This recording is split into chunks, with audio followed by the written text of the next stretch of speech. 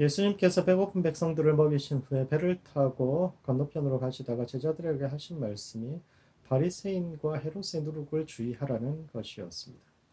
이 장면을 알레고리로 해석해 보면 바다는 파도가 치는 이 험한 세상을 의미하고 배는 그 세상을 건너가는 하나님의 구원의 방주로서의 교회 혹은 믿음으로 험한 세상을 헤쳐나가야 하는 성도들의 인생을 의미하는데 그 바다 위에서 누룩에 관해 말씀하셨다는 것은 하나님의 백성인 교회를 무너뜨리고 침몰시킬 수 있는 위험 요소로서 바리새인과 헤롯의 누룩을 바리새인과 헤롯의 가르침을 말씀하신 것이라고 할 수 있습니다.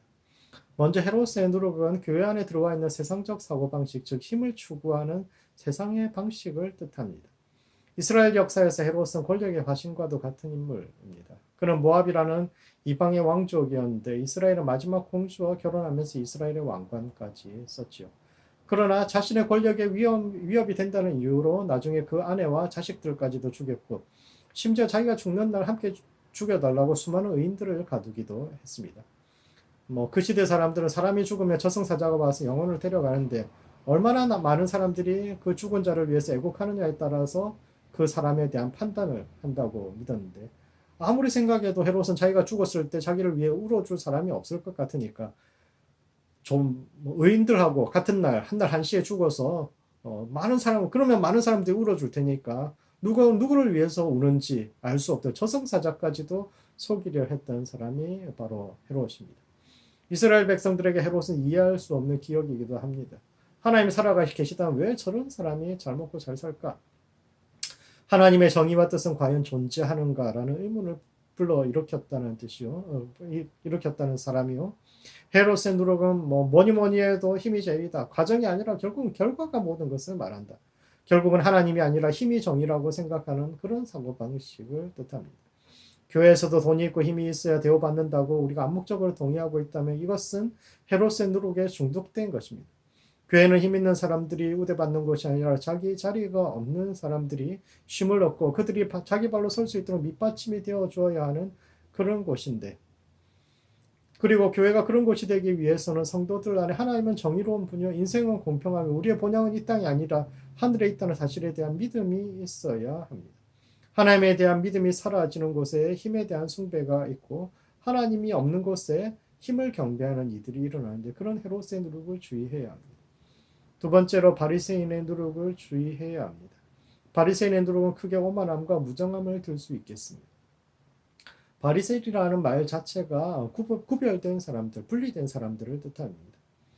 우리는 보통 사람들과는 다르다. 일반 사람들과는 다른 특별한 사람이다라는 그런 뜻이죠. 그들은 성경을 읽으면서 하나님께서 하라고 하신 말씀들, 하지 말라고 하신 말씀들 다 뽑아서 외우고 실천했습니다. 그들은 평신도이면서 성경에 보면 제사장이 지켜야 할 거, 평신도가 지켜야 할 거, 이 구분되어 있는데 평신도이면서 제사장들의 요구하는 수준의 율법을 지켰던 사람들입니다. 그러나 그 열심이 자신들만 옳다는 오만과 독선으로 흐릅니다. 그들은 율법을 지키지 않는 일반 백성들을 땅의 백성이라고 불렀습니다. 이제 이스라엘 백성들은 더 이상 하나님의 백성이 아니라 율법을 지키지 않는 저들은 세상 사람들과 별다르지 않은 이 땅에 속한 이들이 되어버렸고 오직 자신들만이 새로운 하나님의 백성이라고 선언합니다. 그리고 그러한 그들의 오만과 독선이야말로 하나님의 백성으로서의 교회를 무너뜨리는 누룩이 됩니다. 또 한 가지 바리새인들의 누룩은 무정함입니다. 바리새인들은 좋은 신학을 가지고 있었고 율법을 준수한 실천까지도 있었습니다. 그러나 근본적으로 그들은 무정한 사람들입니다. 그들은 하나님의 말씀을 지키지 않는 일반 백성들을 땅의 백성이라고 몰아붙였는데 그들이라고 하나님의 말씀을 지키고 싶지 않아서 지키지 않았겠습니까? BC 722년에 북이스라엘이 망하면서 많은 사람들이 남유다로 피난을 왔습니다. 좁은 땅에 갑자기 인구가 늘어났죠. 인구 2만을 넘지 못했던 예루살렘이 불과 20년 사이에 4만을 넘어가게 됩니다. 어떤 일이 생겼겠습니까? 먼저 집값이 오릅니다. 집은 한정되어 있는데 사람들이 많이 모이니까 집세가 오르죠.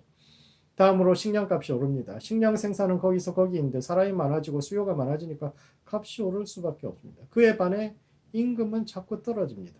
사람들이 일자리를 찾지 못해서 임금은 점점 떨어지고 나중에는 아무리 열심히 일을 해도 입에 풀칠하기도 힘들어집니다.